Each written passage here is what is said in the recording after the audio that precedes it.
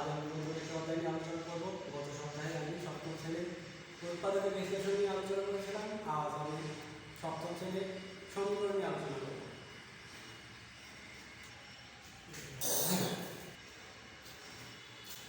সুপ্রিয় শিক্ষার্থীরা, আজ গাণিতিক সমস্যায় ঢোকার আগে তোমাদের সামনে আমি একটি বাক্য দিচ্ছি। দেখো, তোমরা বাক্য দেখো। তোমার বাবা তোমাকে কিছু টাকা দিয়েছে, তার সাথে আরো 3 টাকা দিলে তোমার 10 টাকা হবে। তোমরা এমনিতে বাক্য চিনো, কতগুলো অর্থবোধক শব্দ মিলে কি হয়, বাক্য হয়। এখন এই বাক্যটি যদি আমি গাণিতিকভাবে উপস্থাপন করতে তাহলে আমরা কি বলে দিতে পারি? তোমার বাবা তোমাকে কত টাকা দিয়েছে তাও কিন্তু তুমি জানো না। আমরা ধরে নিলাম তোমার বাবা তোমাকে x টাকা দিয়েছে, তার সাথে আর কত টাকা যোগ করার কথা বলা হয়েছে? 3 টাকা। তোমার কাছে কত হয়? 10 টাকা। এটাও একটা বাক্য, এটাও কিন্তু একটা বাক্য। এটাকে আমরা সাধারণত ব্যাকরণের ভাষায় আমরা বাক্য বলতে পারি, কিন্তু এটাকে আমরা গাণিতিক বাক্য বলতে পারি। গাণিতিক বাক্যকে আমরা কি বলতে পারি? গাণিতিক বাক্যকে আমরা সমীকরণ বলতে পারি। তাহলে আসল সমীকরণ কি তা জানা যায়। সমীকরণ হচ্ছে চলক মানে অজ্ঞাত রাশি। এখানে অজ্ঞাত রাশি কোনটি? x। জ্ঞাত রাশি প্রক্রিয়া চিহ্ন, প্রক্রিয়া চিহ্ন এখানে কি প্লাস, এবং সমান চিহ্ন সংঘটিত গাণিতিক বাক্যকে আমরা কি বলতে পারি? সমীকরণ। তাহলে সমীকরণ হচ্ছে চলক, প্রক্রিয়া চিহ্ন, সমান চিহ্ন সংঘটিত গাণিতিক বাক্য। তাহলে আজ আমরা সমীকরণ নিয়ে আলোচনা করব।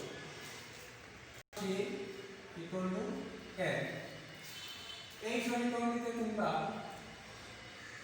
চলক পেয়েছো x, প্রক্রিয়া চিহ্ন এখানে কি আছে? প্লাস। আমরা প্রক্রিয়া চিহ্ন কি জানি? যোগ, বিয়োগ, গুণ, ভাগ। এর মধ্যে এখানে প্রক্রিয়া চিহ্ন কি দেওয়া আছে? প্লাস।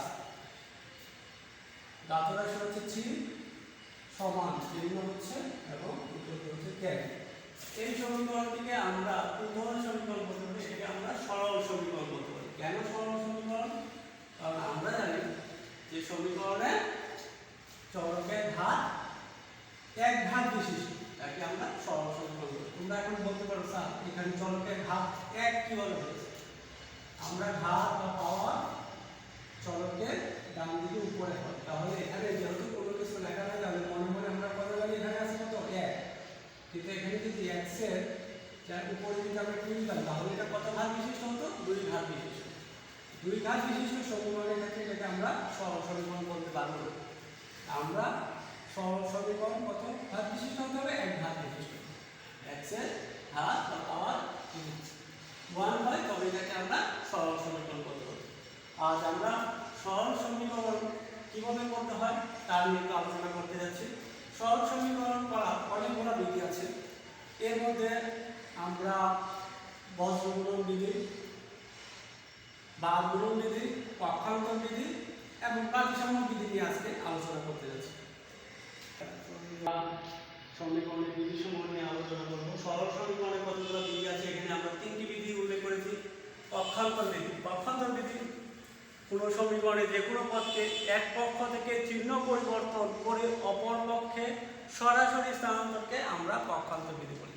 তো পক্ষান্তর বিধির সাহায্যে কিভাবে সমাধান করা যায় তা আমরা এখন একটু দেখছি।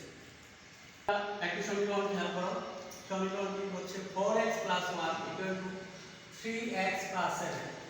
এই সমীকরণটিকে আমরা পক্ষান্তর বিধি অনুসরণ করে কিভাবে সমীকরণটি সমাধান করা যায় তা একটু খেয়াল করি। আমরা এখানে খেয়াল করেছিলাম যে পক্ষান্তর বিধি অনুসারে কোনো সমীকরণে যে কোনো পদকে এক পক্ষ থেকে চিহ্ন পরিবর্তন করে অপর পক্ষে সরাসরি স্থানান্তর।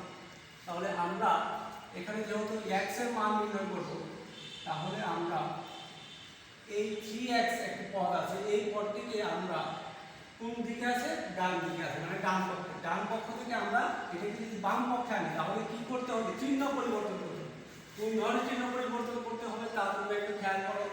আমরা জানি পক্ষান্তর বিধি অনুসারে এক পক্ষ থেকে অন্য পক্ষে নিতে গেলে প্লাস চিহ্ন, চিহ্ন পরিবর্তন করে মাইনাস হয়, মাইনাস চিহ্ন, চিহ্ন পরিবর্তন করে প্লাস হয়, ইনটু চিহ্ন, চিহ্ন পরিবর্তন করে ভাগ চিহ্ন হয়, ভাগ চিহ্ন, চিহ্ন পরিবর্তন করে ইনটু হয়। তাহলে আমরা পক্ষান্তর বিধি অনুসারে যদি প্লাস 3x পদকে এক পক্ষ থেকে অন্য পক্ষে আনি, মানে ডান পক্ষ থেকে যদি বাম পক্ষে আনি তাহলে চিহ্ন পরিবর্তন করলে কি হবে? এর আগে কি চিহ্ন আছে? প্লাস। চিহ্ন পরিবর্তন করলে হয়ে যাবে মাইনাস।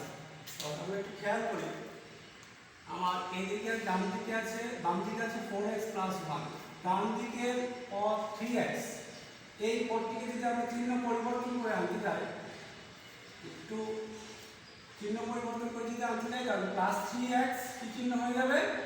Minus 3x। ডান দিকে আবার কি আছে? ঘাত রাশি আছে 7। কিন্তু এখানে আমরা আরেকটি কাজ করেছি, আমরা বাম দিকে +1 এই পদটিকেও আমরা ডান দিকে যদি নিতে যাই তাহলে চিহ্ন পরিবর্তন করতে হবে, +1 কি হয়ে যাবে? -1। পক্ষান্তর বিধি অনুসারে আমি এখানে ডান দিকে +3x পদটিকে চিহ্ন পরিবর্তন করে বাম দিকে আনাতে হয়েছে -3x, এবং বাম দিকে +1 চিহ্ন পরিবর্তন করে ডান দিকে আনাতে হয়েছে -1। তাহলে আমরা কি পাচ্ছি একটু খেয়াল করি। এখন 4x থেকে 3x যদি বিয়োগ করা তাহলে কি হয়? x।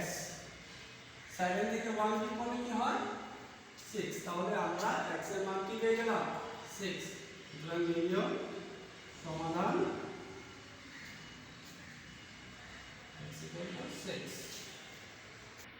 আমরা সরল সমীকরণের 2 নম্বর বিন্দুতে চলে যাই। প্রতিসাম্য বিধি অনুসারে আমরা জানি একই সাথে বাম পক্ষের সবগুলো পদ ডান পক্ষে ও ডান পক্ষের সবগুলো পদ বাম পক্ষে কোনো চিহ্ন পরিবর্তন না করে স্থানান্তর করব। আমরা এই প্রতিসাম্য বিধিটাকে বোঝার জন্য আমরা একটা গাণিতিক সমস্যা এখানে উল্লেখ করি। সুপ্রিয় শিক্ষার্থীরা, তোমরা নতুন আরেকটি গাণিতিক সমস্যা খেয়াল করো। এক্ষেত্রে 3y + 1 = 7y - 1। এক্ষেত্রে চলক y এর মান নির্ণয় করতে হবে।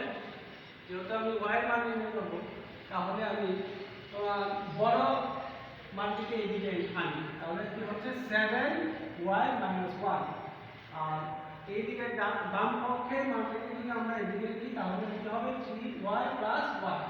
একটু খেয়াল করো, আমি কিন্তু কি বলেছিলাম? প্রতিসাম্য বিধি অনুসারে একই সাথে বাম পক্ষের সবগুলো পদ, বাম পক্ষের পদ আছে এখানে 3y + 1, এটাকে আমরা ডান দিকে নিয়েছি। আবার ডান পক্ষের পদ ছিল 7y - 1, এটাকে আমরা বাম দিকে নিয়েছি। তাহলে একই সাথে বাম পক্ষের পদ দিয়েছি ডান পক্ষে এবং ডান পক্ষের পদ নিয়েছি বাম পক্ষে। তাহলে কি বলা হয়েছে? ক্ষেত্রে কোনো চিহ্নের পরিবর্তন না করে স্থানান্তর করতে হবে। আমি এই ক্ষেত্রে কোনো চিহ্নের পরিবর্তন করি না। তাহলে আমরা এইভাবে দেখি এখন কি করা যায়। 7y - 1, এখন যেহেতু আমাদের y মান বের করতে হবে, তাহলে এখন আমরা y এর মান বের করার জন্য পক্ষান্তর বিধিতে চলে যাই। পক্ষান্তর বিধি অনুসারে চলকের বা যে কোনো পদের এক পক্ষ থেকে আরেক পক্ষে আনার কারণে চিহ্ন পরিবর্তন করতে হবে। তাহলে +3y কি হয়ে যাবে? -3y। আবার একটু খেয়াল করো, ডান দিকে আমরা এদিকে আছিল 1, আবার এদিকে আছিল -1। -1 এদিকে আসলে কি হবে? চিহ্ন পরিবর্তন করে +1। তাহলে কি হচ্ছে? 7y - 3y, 7y থেকে 3y বাদ দিলে কত হয়? 4y। 4y = 2, বা y = 4/2। এটাও কিন্তু পক্ষান্তর বিধির মধ্যে পড়ে।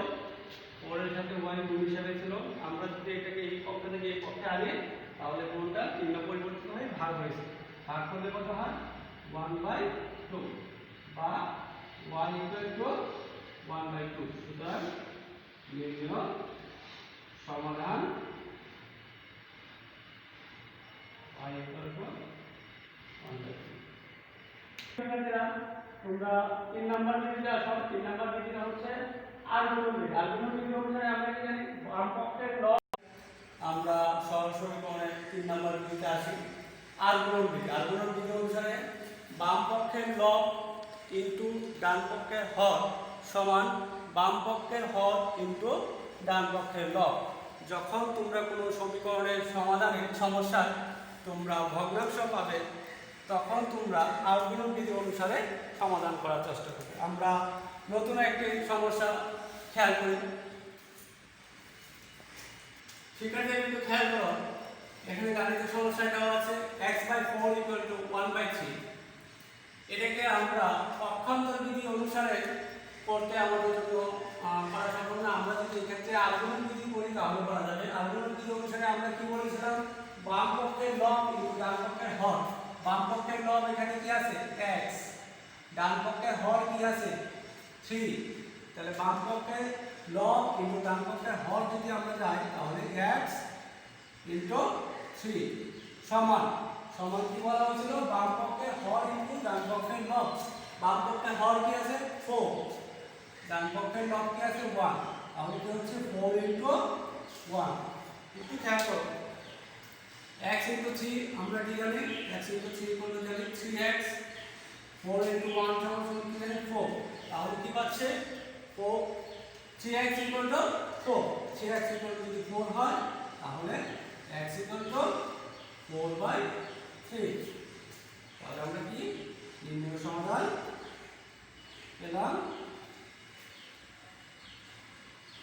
x equal to 4/3। তোমরা একটু খেয়াল করো, আমরা সমীকরণের সমাধানের সমস্যায় দেখেছি একই সাথে পক্ষান্তর বিধি, প্রতিসম বিধি বা পক্ষান্তর বিধি এবং আর্গুমেন্ট বিধি একই সাথে পড়তে পারে। কাজেই তোমরা এটা একটু বুঝে নিতে হবে। আমরা এই ধরনের আরেকটু উদাহরণ একটু খেয়াল করি। এই উদাহরণে আমরা একটা গাণিতিক সমস্যা লিখছি, একটু খেয়াল করো, x/2 + 1 = 3। এখানে আমরা প্রথমে যেহেতু চলকের মান x এর মান আমরা নির্ণয় করতে হবে, কাজেই x/2 আমরা এর সাথে রাশি আছে +1। এটা যেহেতু আমরা এক পক্ষ থেকে আরেক পক্ষ মানে ডান পক্ষে নিতে হবে, তাহলে আমরা +1 কে বাম দিকে নিলে কি হবে -1। তাহলে প্রথম ক্ষেত্রে এক্ষেত্রে আমি কোন বিধি অনুসরণ করলাম, পক্ষান্তর বিধি। পক্ষান্তর বিধি অনুসরণ করে আমরা x/2 কত পেলাম 2। এখন যেহেতু তোমাদেরকে আমি আগেই বলেছি যেহেতু এখানে ভগ্নাংশ আছে, এখন আর পক্ষান্তর বিধি কাজ করবে না। তাহলে আমার কোন বিধিতে কাজ করতে হবে, সেক্ষেত্রে তোমরা আর্গুমেন্ট বিধি অনুসরণ করবে। তাহলে x/2 আর্গুমেন্ট বিধি অনুসারে আমরা কি বলেছিলাম, বাম পক্ষের লব ইনটু ডান পক্ষের হর। বাম পক্ষে এখানে লব কি আছে x, ডান পক্ষে হর কি আছে, ডান পক্ষে হর এখানে মনে আছে 1 ধরে নিলাম আমরা। তাহলে বাম পক্ষের লবের সাথে যদি ডান পক্ষের হর গুণ করি তাহলে 1 * x, আমরা একটু দেখাই 1 * x এবং সমান সমান কি হবে, ডান পক্ষের হর ইনটু বাম পক্ষের লব। তাহলে ডান পক্ষের হর আছে 2 এবং ডান পক্ষের লব আছে 2। 1 * x, x 2 * 4। তাহলে আমরা x এর মান পেলাম 4।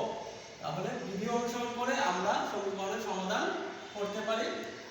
তোমরা একটু খেয়াল করতে পারো, পূর্ববর্তী ক্লাসগুলোতে তোমরা পক্ষান্তর বিধি, প্রতিসম বিধি এবং আর্গুমেন্ট বিধি ছাড়া আরও কয়েকটা বিধি অনুসরণ করেছিলে।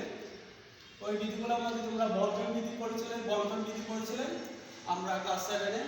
এখন তোমাদের সামনে 3টি বিধি নিয়ে আলোচনা করলাম। 3টি বিধির মধ্যে একই সাথে পক্ষান্তর বিধিও পড়তে পারে, প্রতিসম বিধিও পড়তে পারে, বা প্রতিসম বিধি আর্গুমেন্ট বিধি বা আর্গুমেন্ট বিধি প্রতিসম বিধি পড়তে পারে, বা এমনকি শুধু পক্ষান্তর বিধির মাধ্যমেও তোমরা সমীকরণের সমাধান করতে পারো। তাহলে এক্ষেত্রে আমরা 2টি বিধি অনুসরণ করে পারলাম।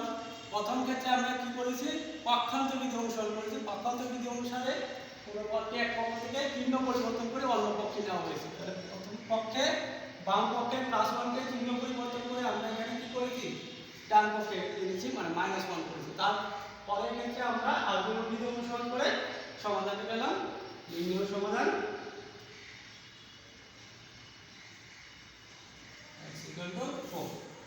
শিক্ষার্থীরা, আমি চেষ্টা করেছি তোমাদেরকে সহজ সমীকরণের বিধিসমূহ অনুসরণ করে গাণিতিক সমস্যার সমাধান করার জন্য। তোমরা কতটুকু সফল হয়েছ তা জানার জন্য তোমাদেরকে আমি একটু পালন করে দিচ্ছি। তোমরা বাড়ির কাজটি খাতায় লিখে নাও।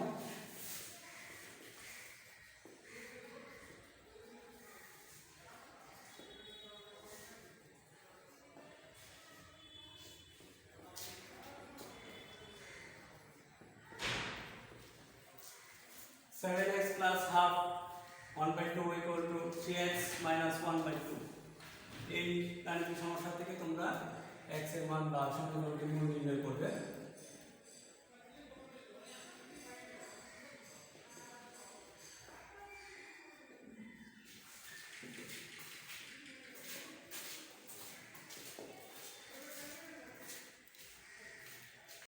শিক্ষার্থীরা, তোমরা